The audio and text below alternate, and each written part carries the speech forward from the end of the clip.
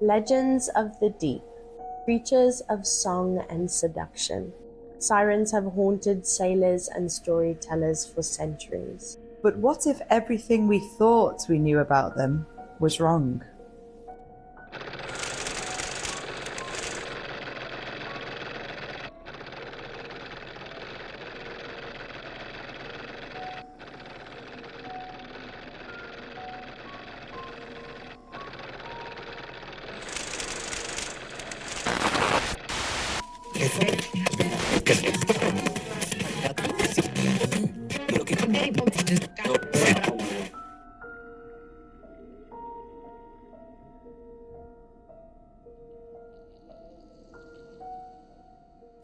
Welcome to the Story Seekers, where we dive deep into myths, legends, and history.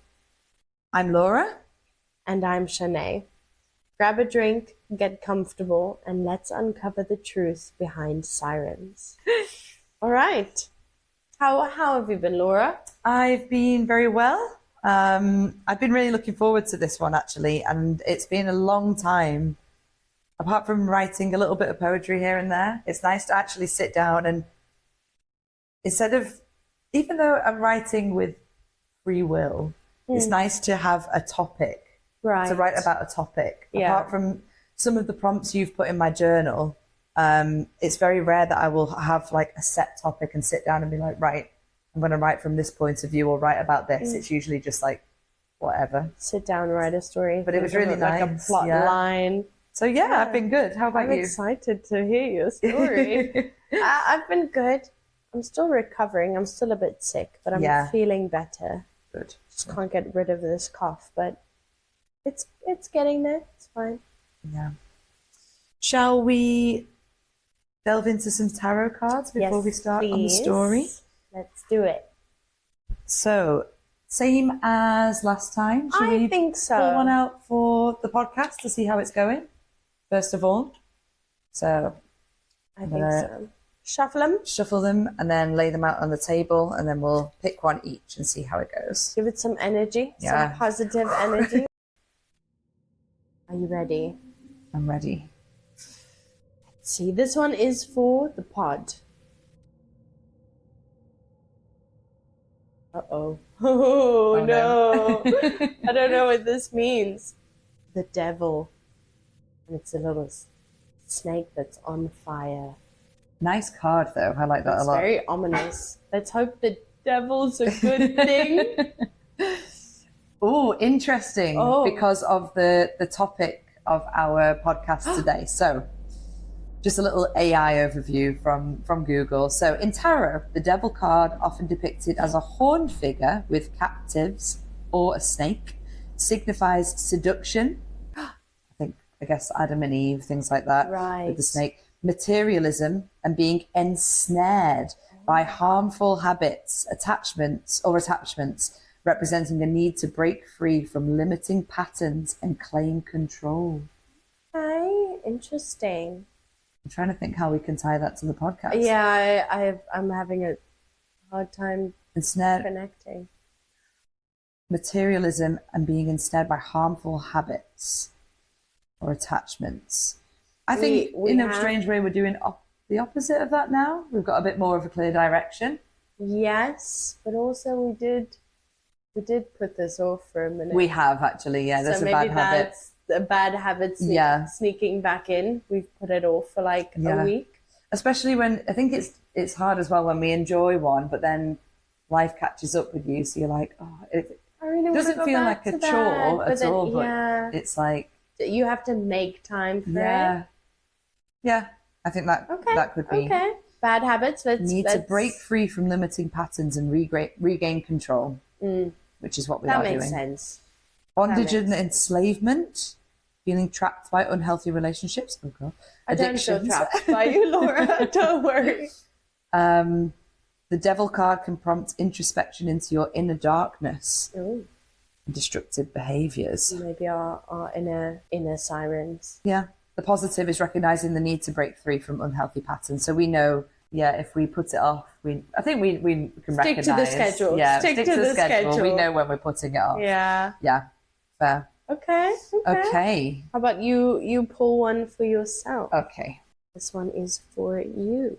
Okay. I have a very nice card here. It's kind of like an Inuit lady releasing some insects or capturing some insects. It looks like she's releasing them. What is the name? It's the Six of Coins. Sorry. The Six of Coins. As always, we'll take a picture and we'll post it on Instagram. Yeah. Okay. Six of Coins. The Six of Coins in tarot, also known as the Six of Pentacles, represents generosity, Okay. sharing resources, and the balance of giving and receiving. Often in the context of material wealth and support, but also encompassing skills, advice, or time. I think, yeah, that's basically... It was upright. Yes. Okay. So upright, they say generosity and sharing. The card encourages sharing resources, whether material or otherwise, and emphasizes the value of giving and receiving. I think that we can apply that to what we're doing. You know, I'm telling a story. I'm giving you some light entertainment, and you're going to be, like this episode, you're going to be going through the history. So I'm receiving information on a subject that I've known about for a long time, but I don't know the intricacies of the history. Like history, yeah. Yeah. So I think, I like that one. Okay. That applies. And it's a very nice card. It is a pretty card. Let's go this one. Seven of Swords. Okay. A little jackal stealing a Native American's hand sword. Okay. Ooh. The Seven of Swords in tarot generally signifies deception, trickery, and strategic thinking, often suggesting a situation where someone is acting dishonestly or hiding their true intentions. I haven't lied. No. I haven't done any of that. I guess you can apply it to our subject today, but that's not really the podcast. No. Maybe this one will show its true colors within the next week. Yeah. We'll see. Maybe I lied to someone. Tell a white lie here and there. Did you know if you got it upright or upright? May indicate someone is being sneaky or secretive to you, and you need to be cautious of hidden agendas and manipulation. Maybe it's not me. I was so scared it was me. Now I need to call my husband. What are you doing? While the card is often associated with negative actions, it can also represent the need for strategic thinking and planning. My life is planning. Yeah, you love planning, don't you? Literally constantly plan. My brain, sometimes I wish I didn't have to plan so much. My brain is just constantly going at it. It's just constantly like, what's the next thing I have to do? Oh, what's next stuff? Yeah, I feel you there. Okay. All right. So this is a story I've written, which ties into our theme today, which is about the siren. The storm was inevitable, a looming force. The air was heavy with the taste of salt and something darker. The waves rose and swelled, throwing themselves against the jagged rocks. The wind whispered through the treetops and run down beach homes, and suddenly the sky cracked open. This kind of storm didn't just wash over, it claimed the rocky coastline and everything with it. His name had been in the back of my mind for so long, a haunting whisper. I could never escape it. I didn't want to. He was tied to the sea and therefore tied to me. The salt in his hair, the wash on his skin and his cracked lips. There was no escaping me. Each year the pull of the tides grew stronger between us. As the sky clamoured, I rose in the water parting before me like an obedient servant. My body was slick and cold, a twisted and dark version of the human form. I broke through the swirling waves. and as soon as the rain touched my skin, I began my song. At first it was low and insistent, slithering through the storm and cutting through the howling wind and the moan of the sea. It was a song full of desire, tangled with ancient hunger. I felt it wrap around his mind, fill up his thoughts, encompassing his every movement, bringing him closer to the edge of the cliff in search of what was below. His mind was mine now, and I could feel him tremor as he turned to the ocean. He had heard me. Come to me, come closer. My voice was thick, with a sweetness. Come and forget everything. I saw him frozen. He swayed slightly in time with the waves that crashed below him. His breath was shallow, his pulse quickening. Was it lust or fear or both? It wasn't a choice anymore. His body and mind now knew what he wanted, what he needed, and it had always belonged to me. I rose higher, stepping towards the rocks, our eyes locked, and for a moment I forgot my purpose. He was beautiful in his human way, muscular, tall, and a hard edge I had always been seduced by. I felt he wanted to be pulled under. He was broken and wanted to freely walk into the waves and greet me. He took a step forward, then another. The storm roared around us, but my song was stronger, luring him in. Step by step, he walked forward until he stood on the edge of the cliff. "Who are you?" he whispered. His voice was inaudible above the crack of the thunder, but our thoughts were now intertwined. My lips curled into a cruel grin. "That doesn't matter. Come and find me." His hands trembled as he wiped the rain from his eyes, and his legs buckled as he made his slow descent down the precipice. Beneath this brave gesture, I felt his panic, his worry, and his inability to understand why he was doing it. But I also felt his desire, not for me, as other mortal men had felt before, but his desire to drown. I wanted to drag this intoxicating feeling out for longer, but I had been waiting too long already. The sea calls you. You always felt it. You cannot fight this any longer. He was starting to pick up speed now, slipping on sea moss and frantically picking himself up, ignoring the grazes on his hands, feet, and knees. I was in his blood, and his fight was over. He was the sea's now to consume. He panted and gasped in confusion, his movements throwing him off now onto the shingly shore. "Why me? Why must I be the one?" he muttered endlessly. I started to contort my body, and my movements became fluid. I slunk across the shore, keeping only my eyes above the surface, fixated on him.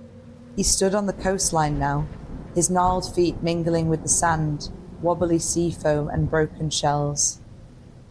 He flinched at the cold temperature of the ocean. The tremor in his chest was different now.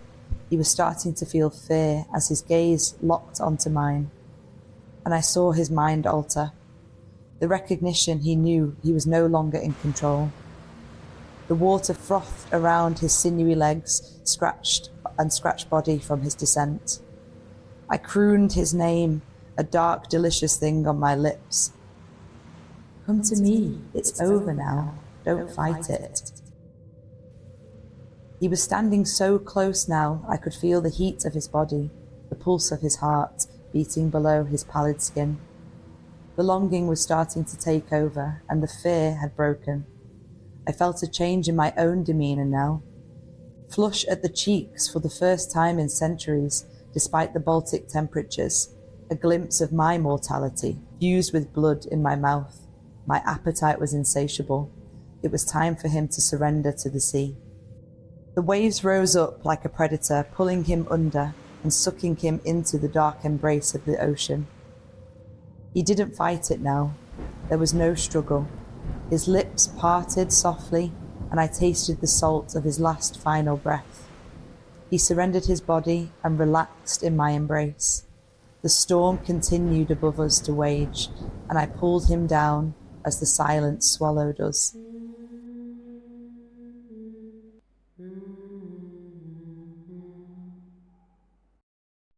So good. I want that book. I want that book. Oh my goodness, that was so good. I wanted to kind of write from the Sirens' point of view, but I know I also like wrote from the stereotypical Sirens' point of view, but I kind of wanted to do that. I like that. Yeah. It was really good. It was really, yeah, I enjoyed writing that, actually. I can hear that you enjoyed writing that. Just simple, but like, yeah. They sit beside the ocean, combing their long golden hair and singing to passing sailors. But anyone who hears their song is bewitched by its sweetness, and they are drawn to the island like iron to a magnet, and their ship smashes upon rocks as sharp as spears, and those sailors join the many victims of the Sirens in a meadow filled with skeletons. A quote from the Odyssey. Many of us hear the name Siren and most likely imagine a mermaid-like creature, a beautiful woman with the upper body of a human and the lower body of a fish, lying on a rock in the ocean, combing her hair while singing a beautiful melody. But this is not how sirens originated. In fact, in ancient Greek mythology, sirens were depicted as dangerous half-bird, half-human creatures, known for luring sailors to their death with their irresistible melodies, and are said to offer knowledge and prophecies. So how did we end up with mermaid-like sirens? First, we have to go back in history and look at how sirens came to be. In the 6th century, sirens were depicted as bird-like creatures, and several bestiaries in the 13th century. But at some point, the fishtail was introduced. There was quite the confusion, though, because in many bestiaries, the text would describe the siren as resembling winged fowl, whilst the accompanying illustration would show a mermaid-like creature with a fishtail swimming in the sea. The siren was sometimes even drawn as a hybrid with a human torso, a fishtail, and bird-like wings and feet. But where did sirens come from, and why have they been able to captivate us for so long? In the book 𝑒𝑝𝑖𝑠, a Latin handbook of mythology by Gaius Julius Hyginus, it said that when the Greek goddess Persephone, goddess of harvest and fertility, was abducted by Hades, the god of the underworld, Persephone's mother Demeter was furious and punished Persephone's handmaids for not preventing the abduction. She transformed the women and gave them wings, some say as a gift to help them search for Persephone, but others say as a punishment for not protecting her. They were cursed to sing until someone could hear their song and pass by, at which point the sirens would be allowed to die. In the Odyssey, a poem by Homer, the sorceress and goddess Circe warns Odysseus, "First you will come to the sirens, who enchant all who come near them. If anyone unwarily draws in too close and hears the singing of the sirens, his wife and children will never welcome him home again. For they sit in a green field and warble him to death with the sweetness of their song. Therefore pass the sirens by and stop your men's ears with wax, that none of them may hear. But if you like, you can listen yourself. For you may get the men to bind you as you stand upright on a crosspiece halfway up the mast, and they must lash the rope's ends to the mast itself, that you may have the pleasure of listening. If you beg and pray the men to unloose you, then they must bind you faster." The sirens tried their best to convince Odysseus to come to them.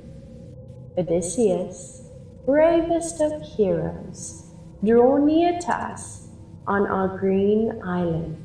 Odysseus will teach you wisdom, will give you love, sweeter than honey.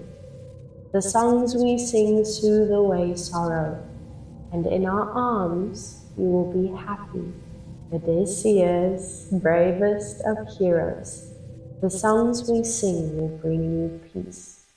So in the first one, they are handmaidens of Persephone, and in another, they are the daughters of Muses. So they're not really evil, but their song is so alluring that sailors land on their island and just stay there, listening to the song until they starve to death. Orpheus, which is the main character in this poem, combats the Sirens' song with his musical talents, playing his lyre and filling the sailors' ears with music to drown out the Sirens' song. And they were already about to cast from the ship had not Orpheus, son of 𝑢rgus, stringing in his hands his Bostonian lyre, rung forth the hasty snatch of a rippling melody, so that their ears might be filled with the sound of his twanging, and the lyre overcame the maiden's voice. So in this story, it is similar, where they were able to get away from the Sirens, and because they were able to get away, the Sirens died.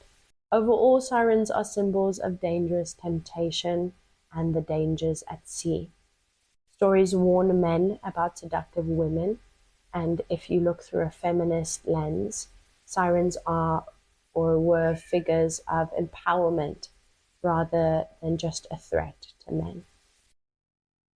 Sirens have captivated and terrified us for centuries, evolving from their bird-like origins in Greek mythology to the mermaid-like figures we recognize today.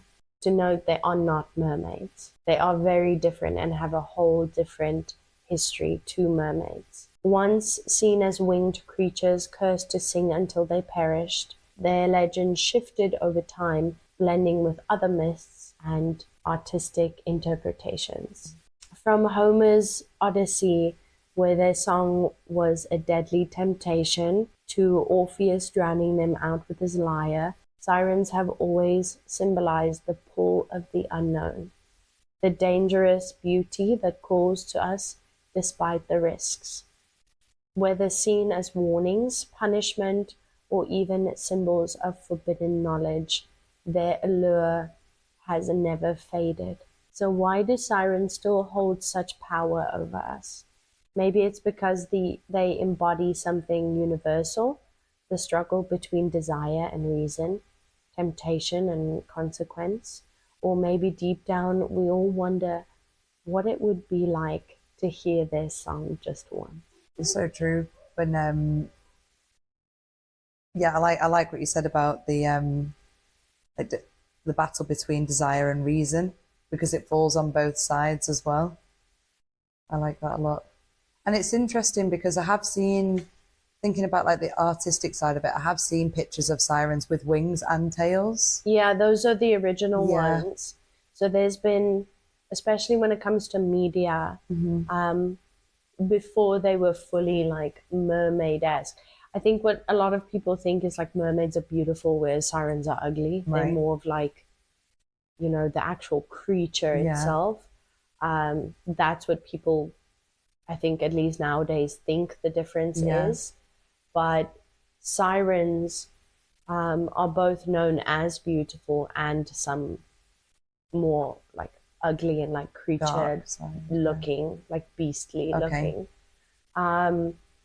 Even when you go back, especially in the art, because that's mostly how they're depicted, you'll see no one can decide how exactly they're put together. Right. Like in the Homer's Odyssey, he doesn't describe them at all.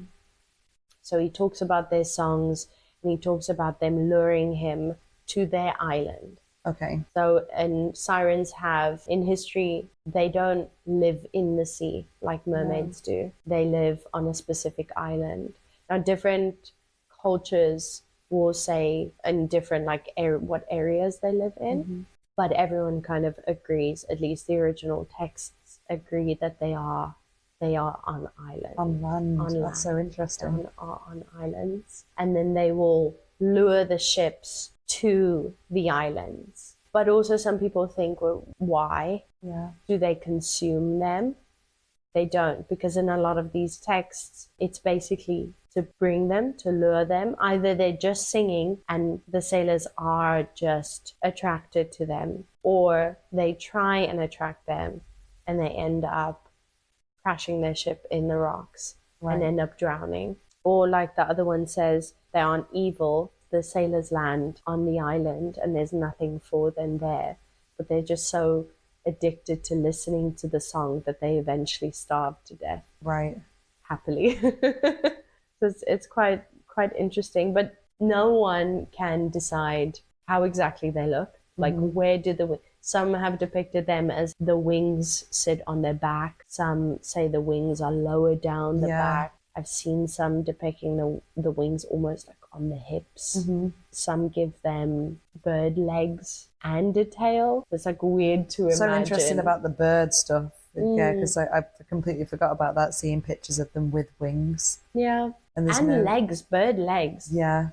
Because what I thought initially before I really researched it, in The Witcher, they have a really good depiction of a siren. At least how I imagine them, having like the tail and the wings, but also looking very terrifying. Like they aren't beautiful at all. They look terrifying, which is obviously different from a mermaid. Yeah. And I can't even think of, if that's the case, it's such a weird depiction, isn't it? Like there's no, well, I guess some animals could be close, but it's like, it's so unique. Yeah, it's very, very unique. But I think that's kind of, I mean, they're mythical beast.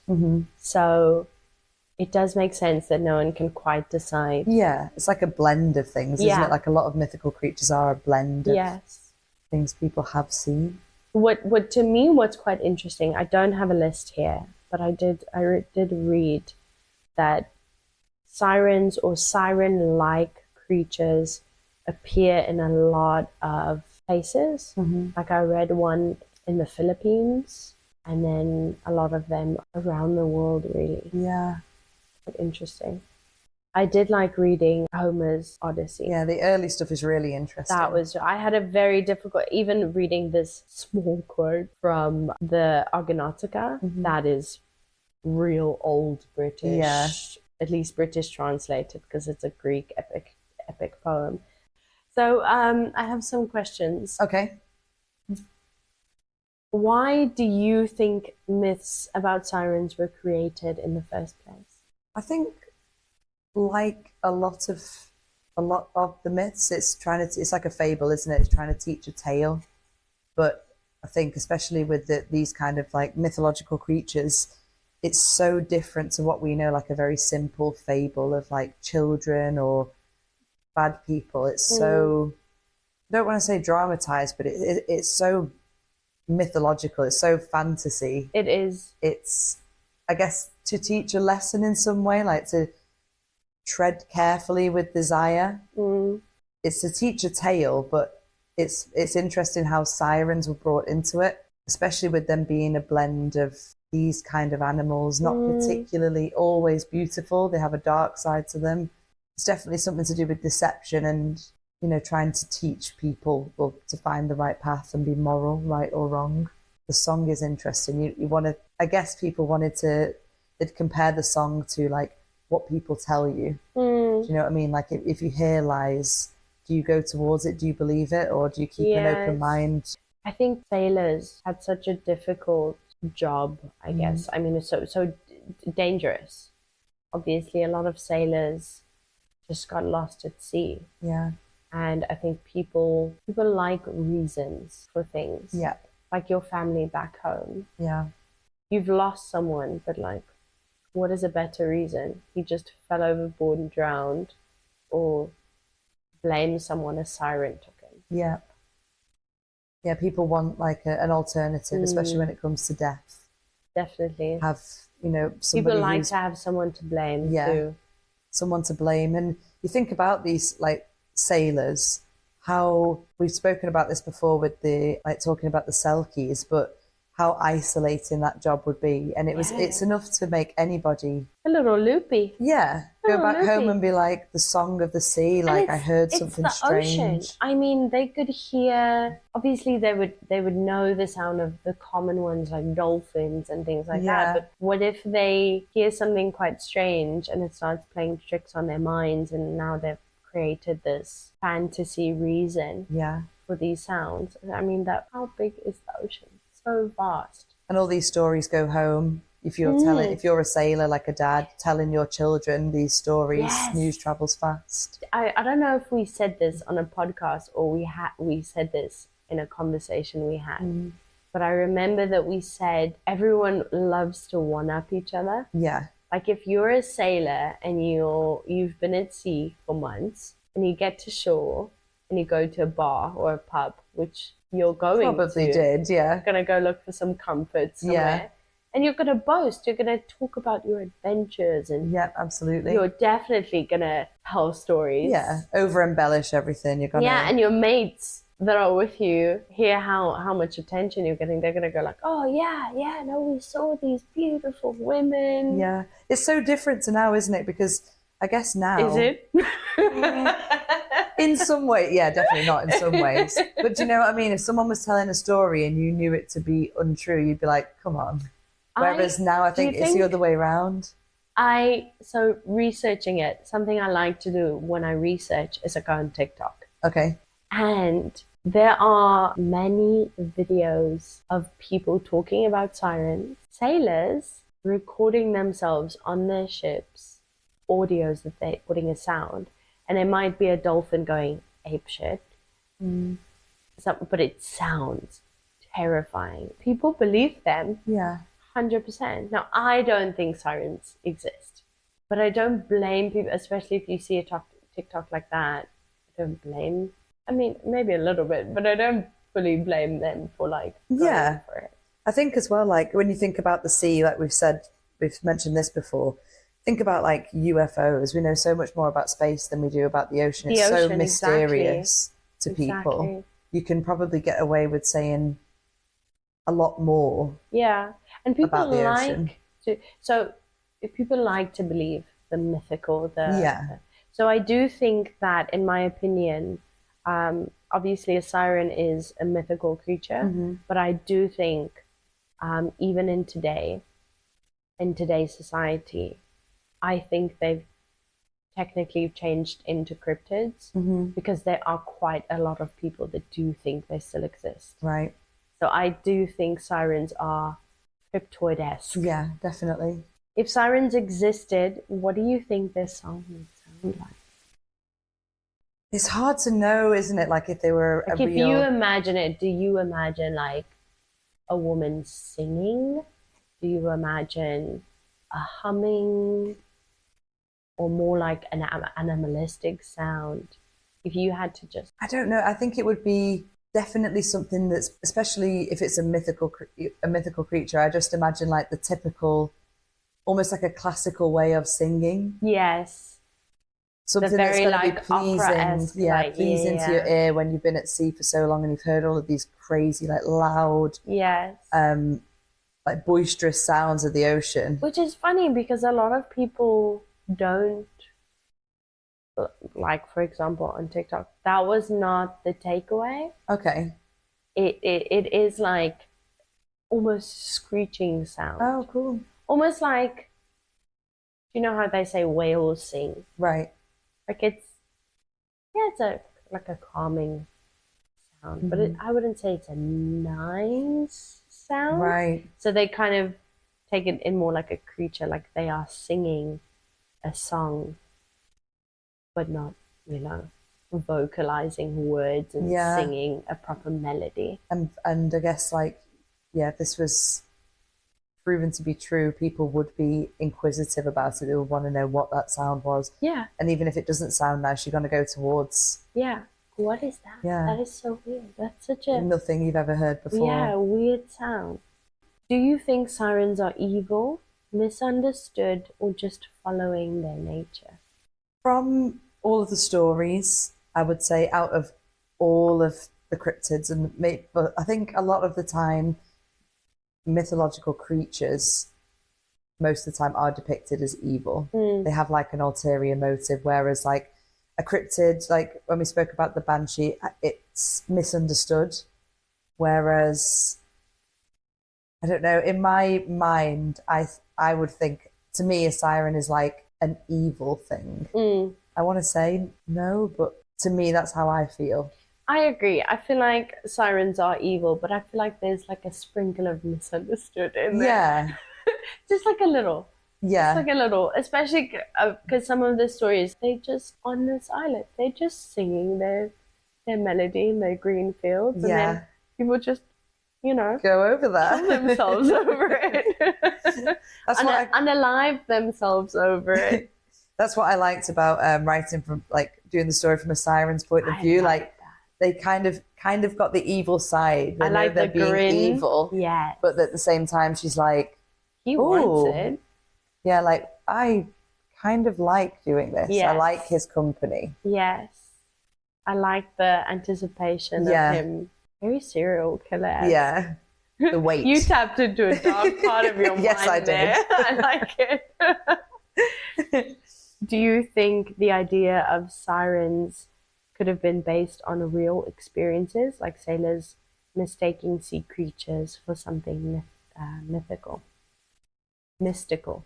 Definitely. I think obviously the only way we would have been able to travel back in those times is by horse, walking, or by the sea. And the sea, like we said, is so mysterious. I think a lot of the time it could be anything. You know, it could be weather related, it could be animals, and it's like, it's human nature to be inquisitive. Whether it was a beautiful song, probably not. It was probably something that they thought, wow, what is that? Or it just made them, in a very difficult situation, go crazy. They thought they were hearing things. They hear dolphins during breeding season, and they go, whoa, what is that? Complications lead to one thing, and then before you know it, you've crashed. You've lost control of your ship. Yeah, especially at night. Yeah, definitely. Yeah. I think it was definitely most probably animal related, or just like the sounds of the ocean. If you think how calm the ocean can be at some times, and then suddenly you've got these massive storms and